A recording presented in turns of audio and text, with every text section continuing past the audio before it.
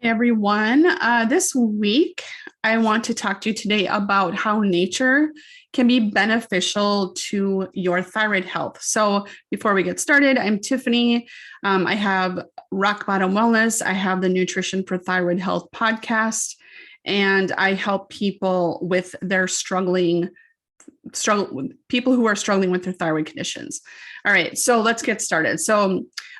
This is not really a connection people often make, because like, how can nature actually improve their thyroid health? But there's a few steps in between here that we need to look at. So when people come to me, they usually are coming in because they're working on one main thing. They have a frustration with their fatigue. Most of the time, it's their fatigue. They have issues with their weight. They have issues with body pain.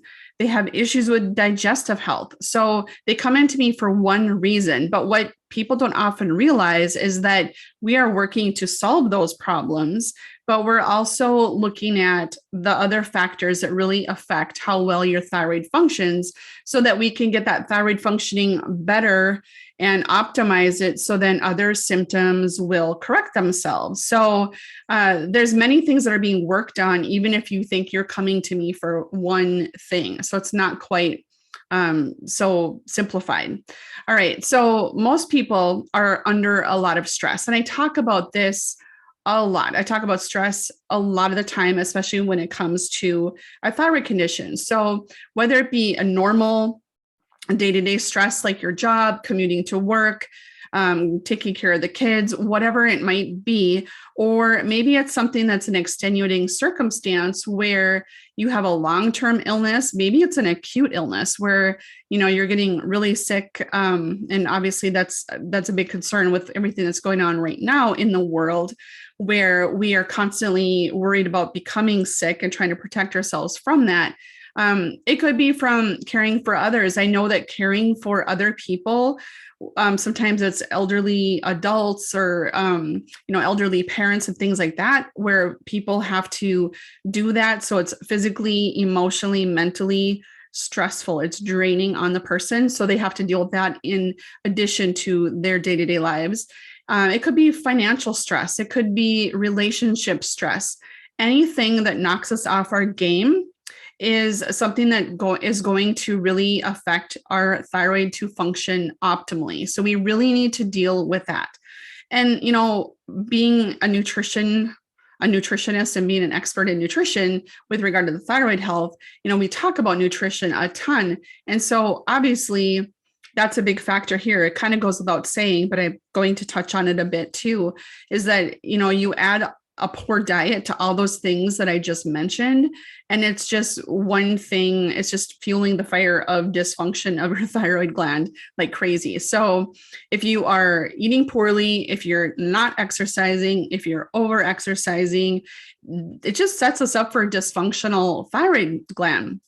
Okay, so stress, whether we perceive it as a good stress or a bad stress, will directly affect how our thyroid functions. So when getting to the bottom of our symptoms and for all the resolution of those symptoms, we need to deal with the lifestyle aspects as well, like I mentioned above. So stress management is key.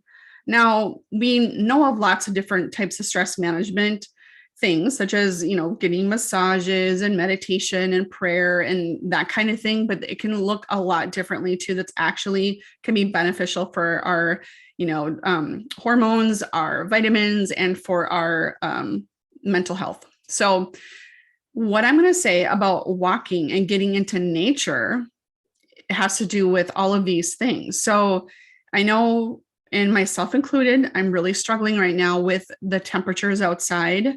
I don't like to be outside if it's super, super hot and humid, and I don't like to be outside when your face freezes either.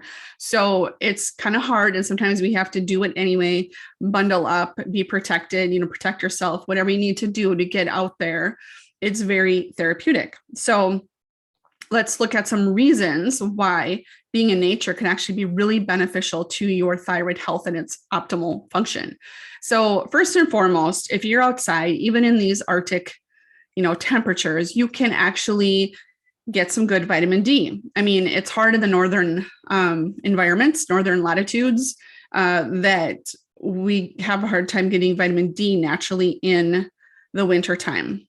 So getting out there when you can, it might be 10 or 15 minutes is a good start to that. And make sure that you are, probably not slathering yourself in SPF for those 10, 15 minutes, because we need to absorb that through our skin. That's the way the vitamin D is naturally absorbed. And that goes a long way to your thyroid health, as well as balancing your immune system. Those are just two of the plethora of things that vitamin D does to help your entire body. It is attributed to in so many studies with so many different conditions, but thyroid health and immune system tied together right there with vitamin D. So it's really important to, get that. So that's the first reason you want to be in nature all year long, whenever you possibly can. So this next tip I thought was kind of fun, especially if you have smaller children. And we did this kind of stuff when my kids were little, and it was super fun to do when you could, try to entertain them and try to just have them learn about things or whatever, or learn about the world around them. But we can do this as adults as well, because sometimes we're always multitasking and we are trying to do so many things at one time, which is multitasking, I guess. But we're trying to think of all the things we can do, and we're on to the next thing. We're not really just being in the present moment. And these little tips could help you do that, depending on where you're going outside for your, being in the nature, if you're going for a walk or a hike or whatever it might be. So even if it's around your neighborhood, you can do this. So try to use your senses, be very proactive and specific about using your senses. So try this activity for yourself, or like I said, if you have your kids or family with you. Sometimes that alone time is really nice too. So, do with it how you need, or mix it up, or whatever you need to do. But just kind of test yourself as you're walking through wherever you're at, wherever your environment is, and mentally note 5 things you can see.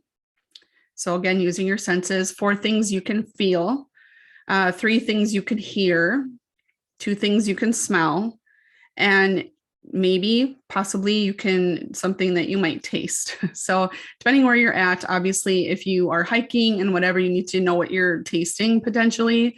I have no tips on that. So, you're at your own risk on that one, because I don't really know what to say about that. But what this does is slows you down, gets you thinking, has you really into the walk and not so distracted by what is next in your day. I'm guilty of this myself. Sometimes I go out for a walk just to get something done, and it is just about, just getting the walk in. And that's all I'm thinking about.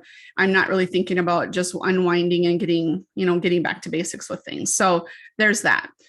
So the third thing is to be mindful of what you're listening to. So, maybe if you're interested in true crime or medical mysteries, and I'm speaking for myself, is that it might not be the best way to unwind when you're in nature, when you're walking around in nature. So I would suggest that you come up with things that maybe are a little bit more calming to your body. Maybe don't listen to things that get you revved up or worried or are disturbing to you. So, think about things that you're listening to, soothing music, or maybe you just are listening to your environment around you. All right. So this one is my favorite. The 4th one, notice the details. All right. So take pics of cool things. I've done this before where I've seen a teeny little raindrop on a teeny tiny leaf, and it amplifies it, magnifies it.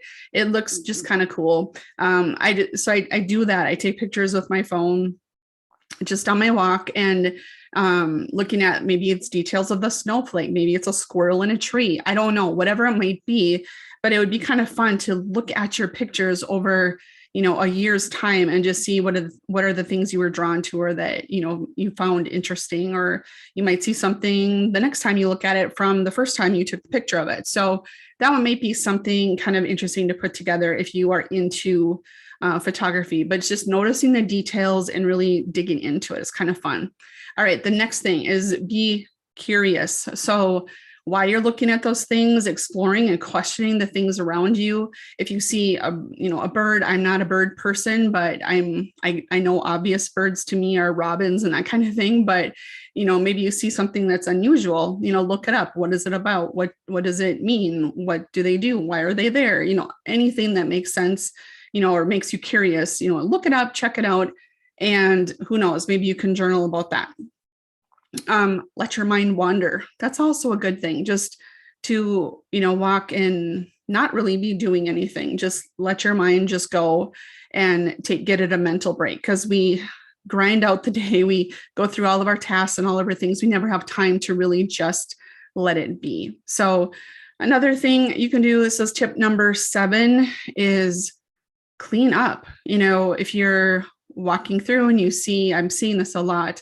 I'm seeing, especially on playgrounds, masks and that kind of thing, but, water bottles or just other kind of garbage someone maybe threw out their window or blew around or whatever it might be, just pick that up, throw it in the garbage on the way. There's usually garbage cans around my neighborhood. Maybe you just, clean up sort of as you go, just doing something good for others, for the land, for the earth, for the neighborhood, and whatever. It's just a good feeling. So the bottom line is doing these types of activities are manyfold. And what you're doing is calming down your system, reducing stress in your body. And if you do this regularly, you're going to be lowering blood pressure. You're going to be reducing your anxiety. You're going to be doing something that is more mindful and more soothing and restorative to the body. You'll probably start sleeping better. You're going to have good levels of vitamin D. You might be walking with a friend, or you're spending more time with your family. All these things are going to help with, like I said, the stress management, but even with reducing blood sugar levels and keeping those at bay, especially if you're walking after dinner or something, or after your lunch meal or whatever it might be. You're doing many, many good things, and you don't need to sweat really hard. You don't need to be breathing really hard. You don't need to be doing this for an hour unless you want to. Can be 15 minutes. It can be 20 minutes. It doesn't have to take up so much of your time. So then you don't have to be stressed about that on top of it. So all of this will go into helping your thyroid function better, because when your body is not so stressed and trying to micromanage so many things, it will be able to take what it can do with the thyroid hormones and the nutrients that you're giving it in order to work better. So again, that is how nature can improve your thyroid health. And like I said, it's not a direct correlation. It's not something people think about all the time, but I'm looking at more and more research and more anecdotal evidence in my own journey of making sure that I stay healthy after dealing with my thyroid cancer and recovering from that. It is something that's really important, and I'm seeing that more and more all the time. So anyway, I hope you guys take the tips. If you do take into account any of those tips, let me know. Give me some feedback on what you're feeling and what resonates with you and what you might want to try out. Let me know how you feel, because I think it will help you a lot. So all right, great to see you here. Thanks for listening, and I'll be back with more information soon.